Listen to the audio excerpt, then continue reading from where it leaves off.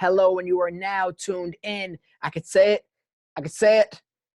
The only universe mode that matters, Jesse, because we are back. I am Christian. I'm Jesse. I already said your name. My apologies. But we are back officially. Well, not yet, but tomorrow. Shut up. Guys, big announcement. I did the little post, but if you guys don't have the notifications on, Jesse will tell you how to do that later on at the end of the episode. But we will be starting recording again. We want to do pre-shows. We want to do post-shows. And Zoom kind of makes that easy. It kind of cuts the time for me editing these videos granted, yeah, it's nice with the whole green screen and getting the live questions from you guys. It's always awesome. But me and Jesse don't want to spend not necessarily too much time together, but we don't want to, bend the rules low too much. So what we're going to do is we're going to still be able to do these post and pre-shows.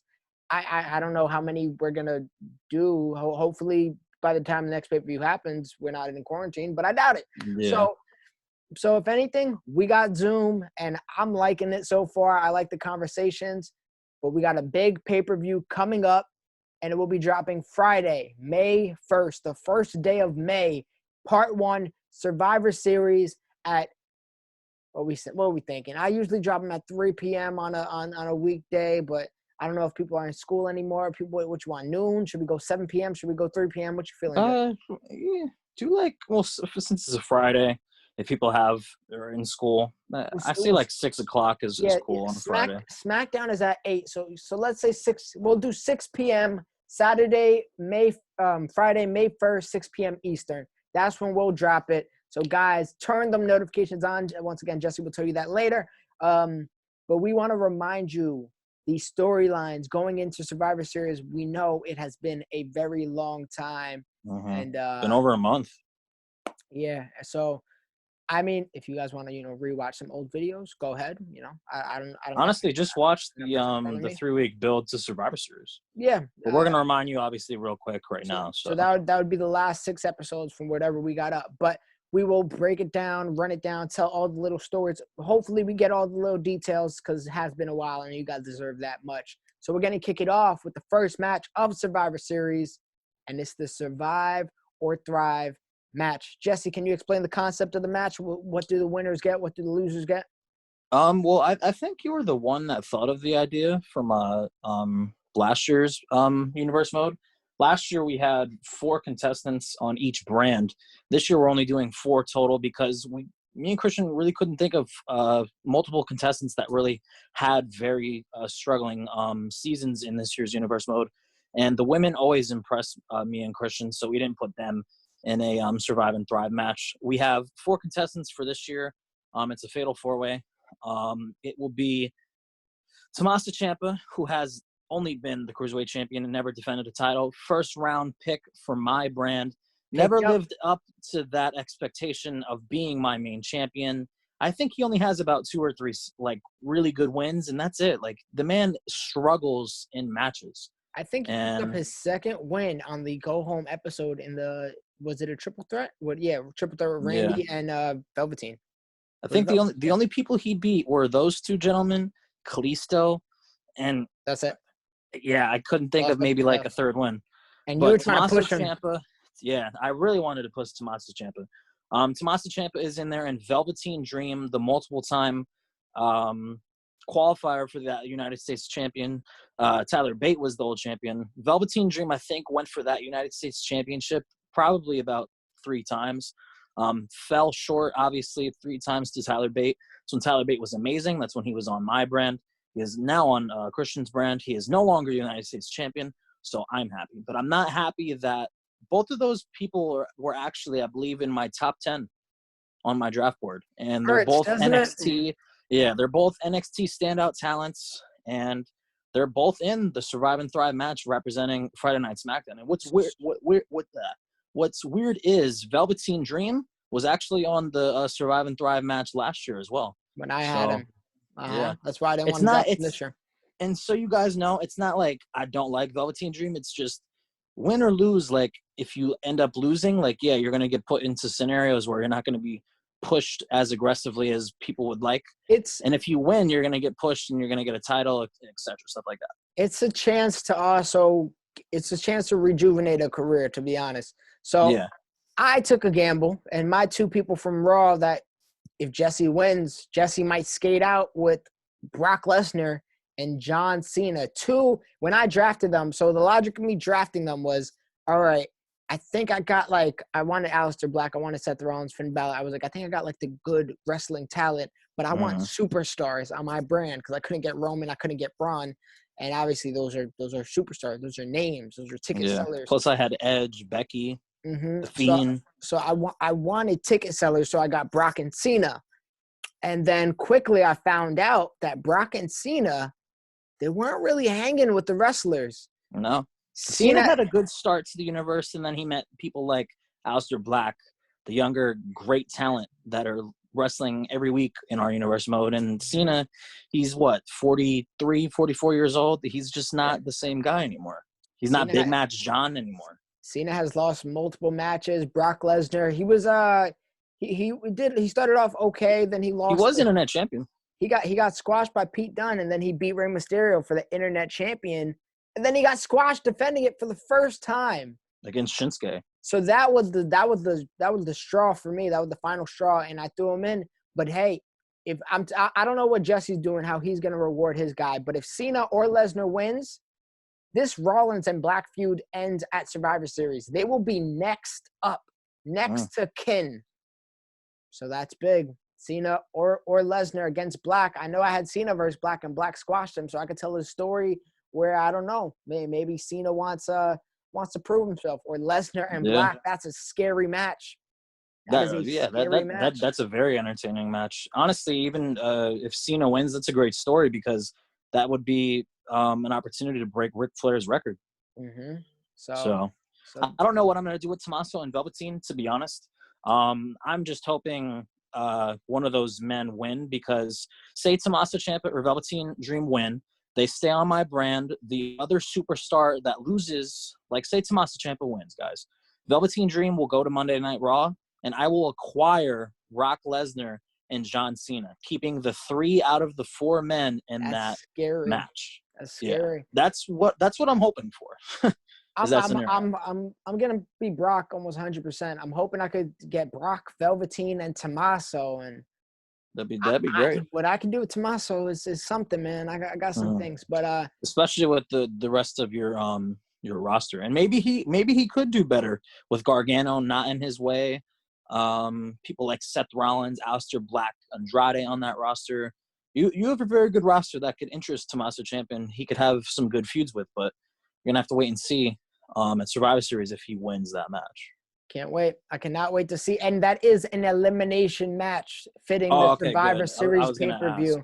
You remember, guys, you guys have to survive. It's elimination. It's not oh my God, he threw somebody out the ring and got the pin. Yeah. No, you are going to have to withstand and go through pain. And Fatal 4-Way means no rules. I don't know what I'm counting for. There are no rules. Is maybe a rope break. I don't even know. I forget how the matches be even working sometimes. So that should be fun. Our second match of the night is actually a SmackDown match. Jesse, you want to get into that? Mm-hmm. It will be Randy Orton, the Legend Killer, I'm trying to think all the names, the Apex Predator. Viper. The Viper. But more importantly, Randy Orton has this thing for kind of like spitting on the younger talent and kind of disrespecting the young guys who haven't proved anything to him. I believe he's a 12 or 13 time champion, multiple Royal Rumble winner, Money in the Bank holder. He's done it all. Randy Orton is a legend, and he's obviously killed a bunch of legends in the past, but his new thing is kind of embarrassing younger talent. He embarrassed Tommaso Ciampa. He embarrassed the Velveteen Dream. He's picking on the younger talent that just haven't proved anything to Randall Keith Orton. And Matt Riddle, the bro in the bank, is kind of like stepping up to the plate and basking in that moment, and he wants to prove to himself that the legend could be killed at Survivor Series. Yeah.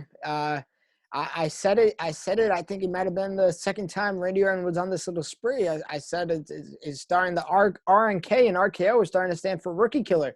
He's going from legend killer to rookie killer. And Riddle said the legend now is Randy Orton, and it may be time to be killed. So strong words. I can't wait to see them go at it. Orton said that he wouldn't even lace Riddle's boots, and Riddle said he doesn't wear boots. He wears sandals. Yeah, that's right. He just wears sandals and he kicks them off as he enters the ring. So, and can't forget that he is the Money in the Bank briefcase holder. So who knows what is next for Matt Riddle? Does he cash in on The Fiend? Does he cash in on whoever else? Maybe Roman Reigns. But the most important challenge in front of Matt Riddle is Survivor Series and getting through Randy Orton. Then the rest of his universe mode will be decided. And whatever he wants to do, he's going to let me know. And maybe he becomes WWE champion. Maybe he becomes the United States champion and takes over the mid-card scene. I'm really excited to see if Matt Riddle can beat Randy and could possibly become a champion going into Royal Rumble and WrestleMania. It's a big confidence booster for sure. And speaking of confidence, we got the Women's Survivor Series match. This will be the end of part one. It's probably the Survivor Series matches last year lasted an hour. So hopefully not an hour this time. It lasted an hour because of the lagging last year. I tried it out this year, and if we don't do any attires, so guys, that's one thing we're gonna have. Probably, as much as we like debuting new attires for these multi-man matches in the Survivor Series format, we can't debut new attires because the game would be moving in slow motion.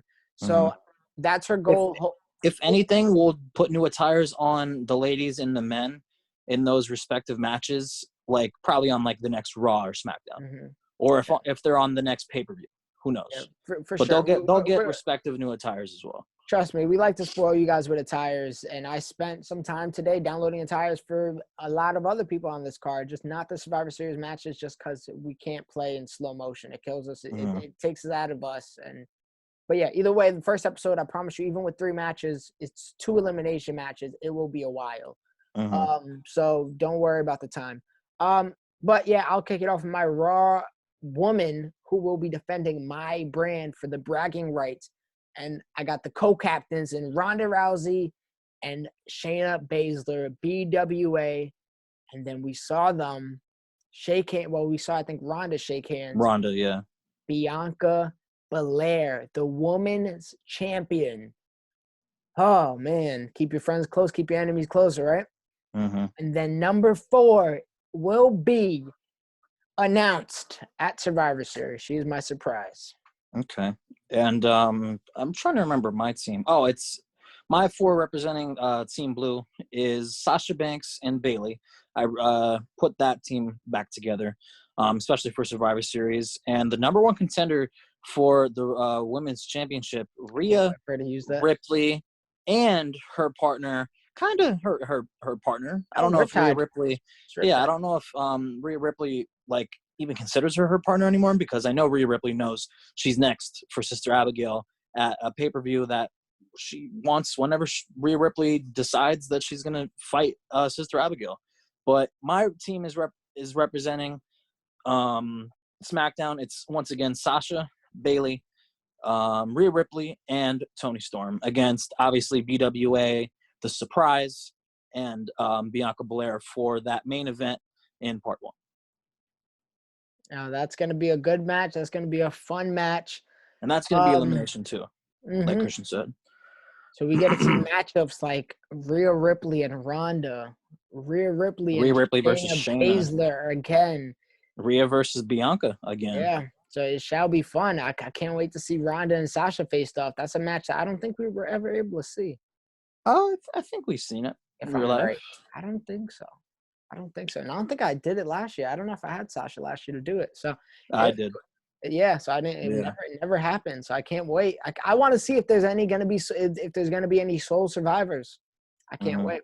I wonder what's going to happen between the tension between Rhea and Hug and Boss connection though. And I wonder if Toni Storm kind of like gets in the way of that and tries to have Rhea go for Team SmackDown instead of just being like the badass and trying to win it by herself, because that could slip up and have that fault for Monday Night Raw winning, and then that could screw the momentum for my women going forth down the line. even on both sides, it's communication. These aren't teams.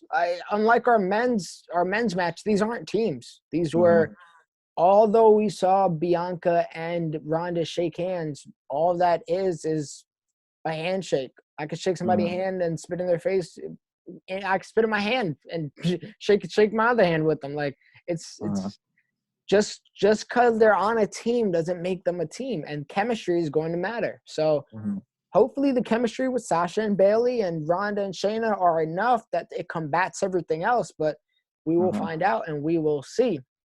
And now, did we discuss a stipulation to the winner of that? I believe we did. Whoever won was going to get the 30th entrance for Rumble from their respective brand.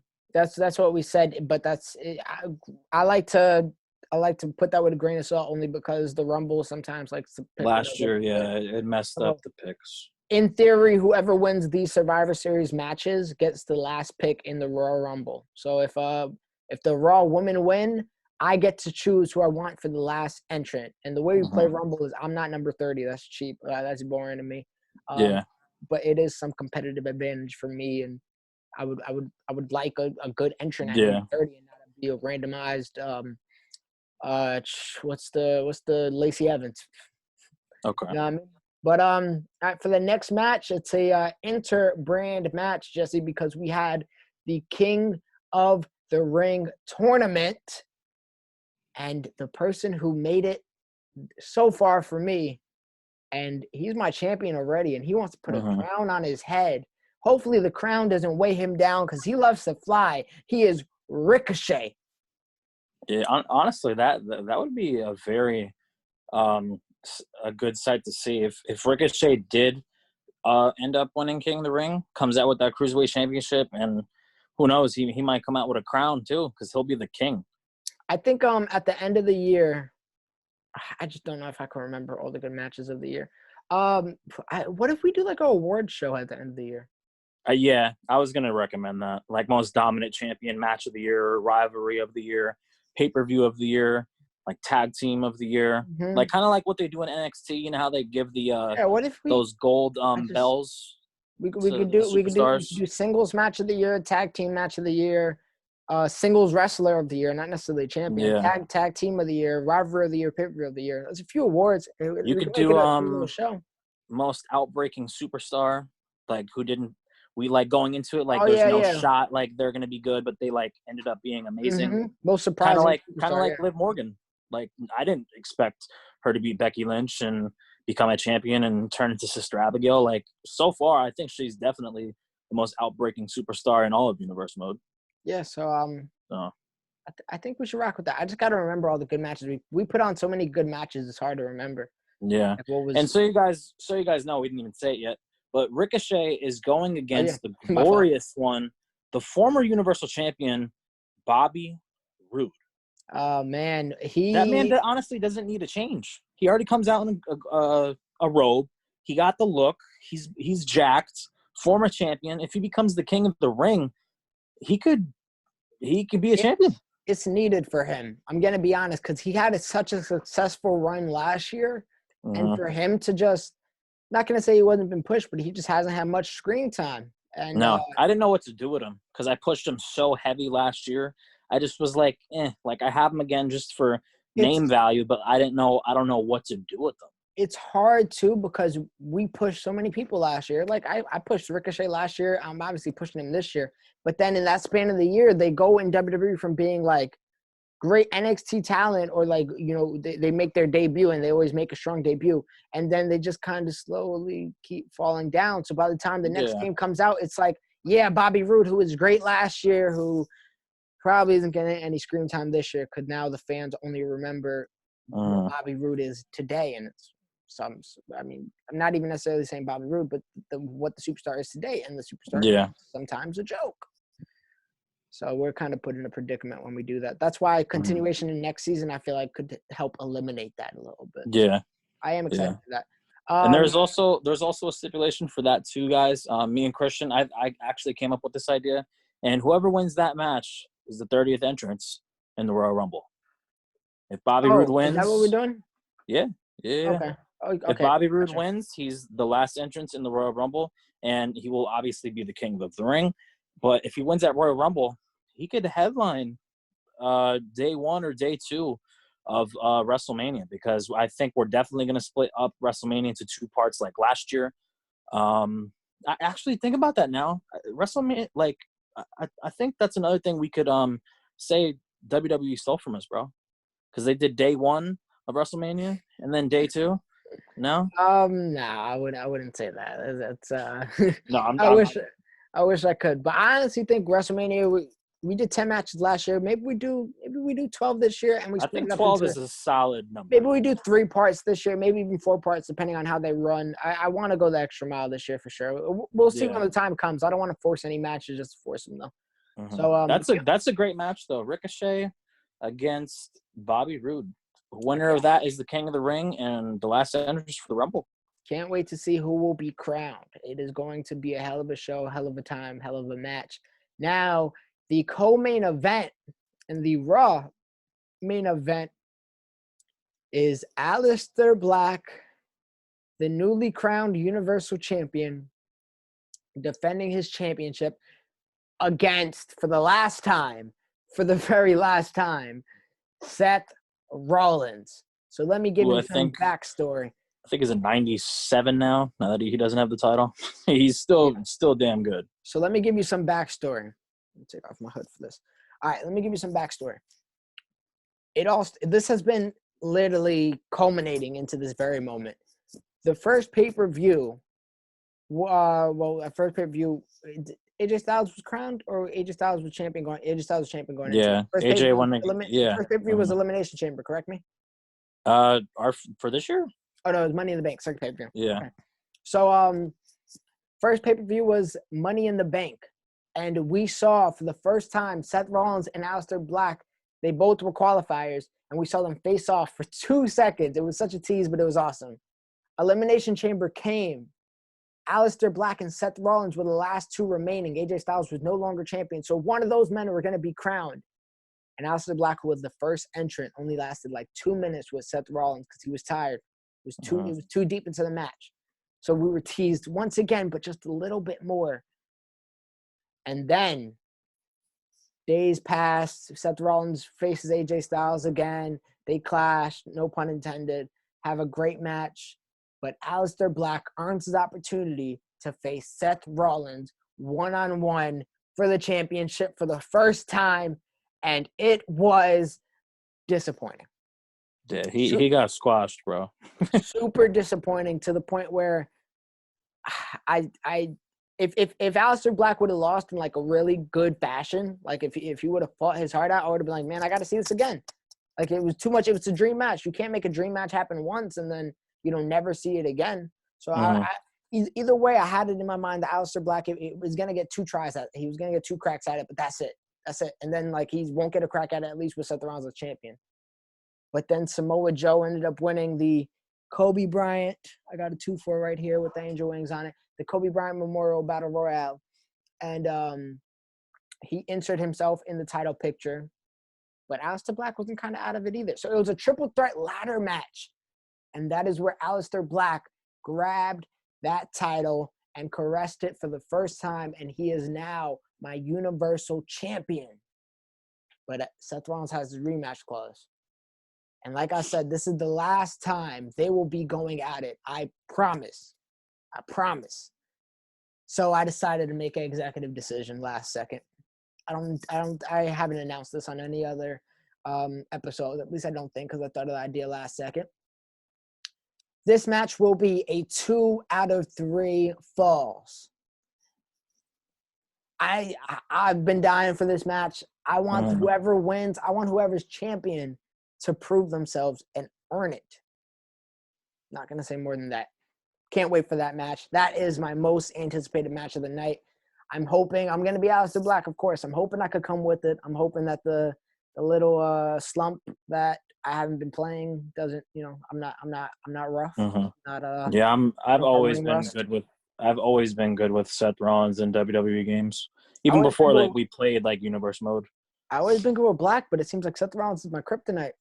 Yeah. Well, he's so good, bro. It's like he's had that title for a while now. He was a 99 when he had that title, What and makes I it think he's still in the top 5 in power rankings, what and he's makes like it a interesting 97.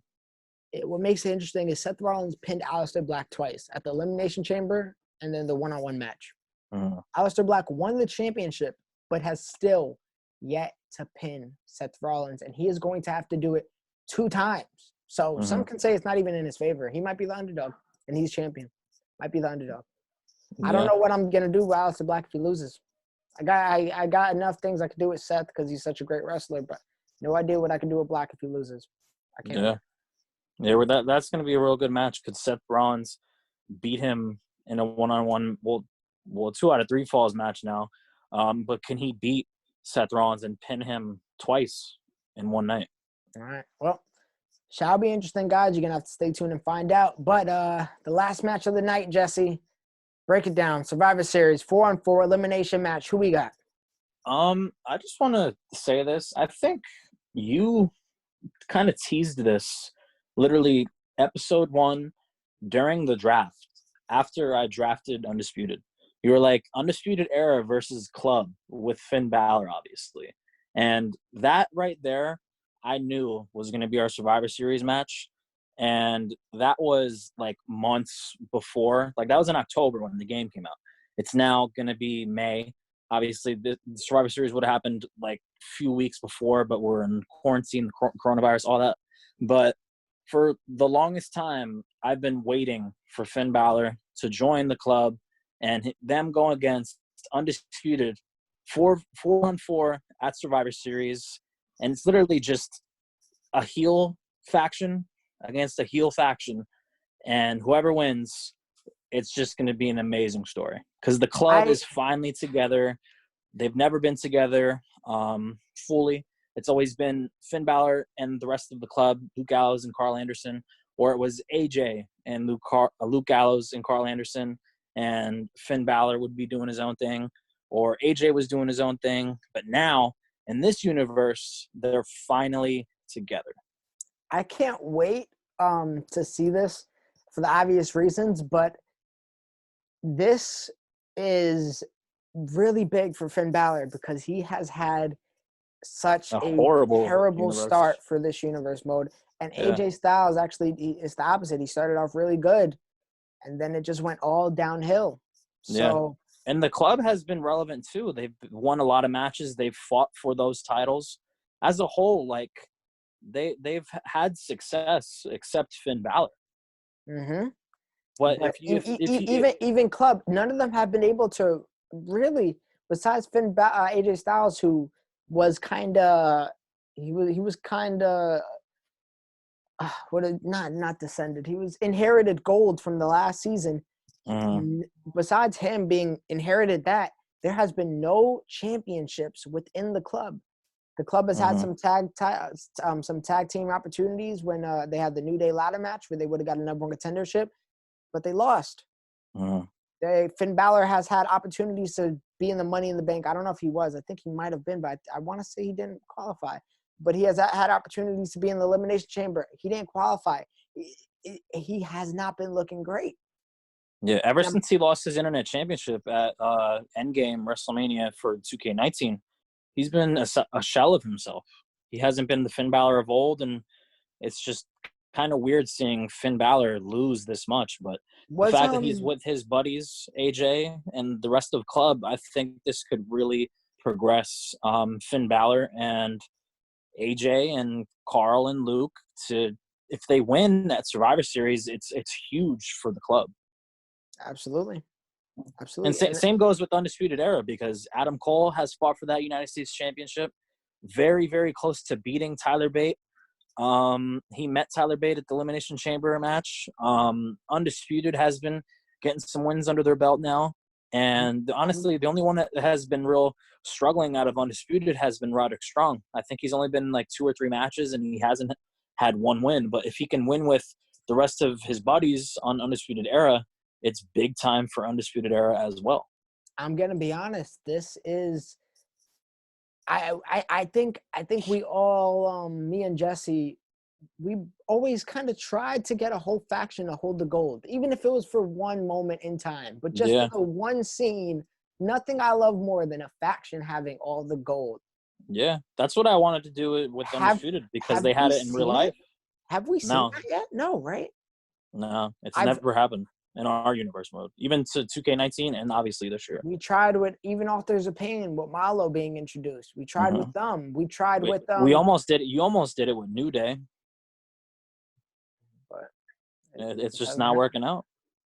It has not happened. So this can be a good step in the direction they're main eventing a pay-per-view. You know, if Adam Hmm. Cole wins this and he looks great, who's to say in a few months he can't take on the Fiend and Undisputed Co eventually work their way to a tag team title shot. Hmm. And then And maybe Roderick Strong goes against Roman Reigns or Malo. Who knows what could be next for Undisputed Era and Club? Seriously, like this main event, and like I don't think any other match deserves to be main event except this one, because you got all members of the club against all members of Undisputed. It's the Survivor Series main event, the 4v4 match for it literally it's a perfect main event. I And would whoever wins, it's just going to be an amazing opportunity come Royal Rumble, come WrestleMania season, and the rest of the universe mode for this season.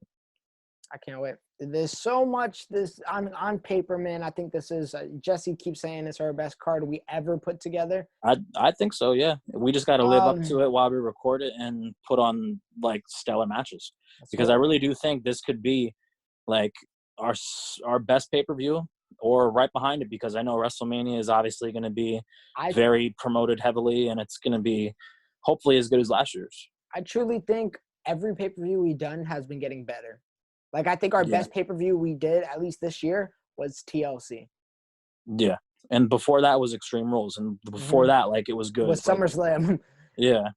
So who knows? I'm loving the build, and it's just gonna keep on building, guys. It's just gonna keep on building. So, guys, you can see the culmination of it all. Once again, part 1, Friday, May 1st, 6 p.m. Eastern. Next part 2. Trying to think, should I get it out Saturday or Sunday? But I'll probably do it Saturday just because. Yeah, because Sunday's the Jordan documentary and all that other stuff. Even that, Jordan documentary is at 9:00. But I'll have it drop Saturday. Either I'll do it at noon or I'll do it more prime time as time. Maybe I do it at like 6 p.m. again or 7 p.m. just so it's some prime time content for you guys to watch. And maybe we do a premiere too, so you guys could all be in the chat together. And yeah, I think that'd be cool. So because yeah, it could get we could have them like real excited for the event because they've waited so long. Mm-hmm. You know what I mean? I think a premiere would be smart because we did that for WrestleMania and it worked out very well. For this pay-per-view, since we're back now, I think it's a big deal. I think that'd be a very smart decision if we premiered it. Only thing with the premiere is I don't know if people come midway through and then they don't catch the beginning half. And yeah, but as soon as it's over, it posts to the channel anyway. And then so So they would just have to rewatch it and enjoy it again. Me and Jesse are recording tomorrow. Well, no, when this drops Thursday. So me and Jesse, it's Wednesday today. Me and Jesse record in theory tomorrow on Thursday, but you guys are watching this on Thursday. It doesn't make sense. But I'm going to be hustling and bustling to get the video edited, processed, and uploaded for you guys. So trust me, and this is in the midst of finals week. When I tell you I got not to mention I'm still in work. It's just online stuff. I got a work meeting Friday. I have a project to do Friday. Then I've got to edit and post this video. Saturday, I got to do an essay and then do the video. And then I'm doing all this other content with Voice of the Youth. My Lakers on lockdown. I'm trying to do all these things for you guys. So if you guys just keep seeing all the above ENT videos on your feed, do me a favor. Just watch them all. They're all great things. They're all good content. I promise you, hit the little like button, hit the comment button, hit the subscribe button. And Jesse, what else do they got to hit? Ring the bells, guys. That's how you get our new updated videos. Post shows, pre-shows, all that other good stuff. And Survivor Series will be here sooner than later, guys. We're finally back. Finally glad to say that, to be honest. We're gonna work some things out while this is still going on. And we're going to I can't say we're gonna go rapid fire, but we're gonna try to throw big events. and like a hopefully, legend show, stuff yeah. like that. We I got still some want really to good do Queen of the ideas. Ring. I don't know if I'll do Evolution this year, but I think we still do Queen of the Ring. Um, we got the Legend show that we did last year at episode 100, but I think it's about the time we debut it. Yeah. And that we don't need any build up for. No, It's no, just do already. it. So we'll have that as a special episode for you guys very soon as well. We're trying, and if you guys have any ideas for a pay-per-view that are just special episodes and we don't really need to build for them, because we're only trying to build for the actual like Survivor Series, Extreme Rules, all that, and the special Hmm. episodes are kind of just, Rumble, Mania. it's almost like exhibition for you guys with a little bit of some stakes on the line and some good content for you as well. So as always, thank you guys so much for watching, and we will see you on the other side of, say this finally, the universe. Peace.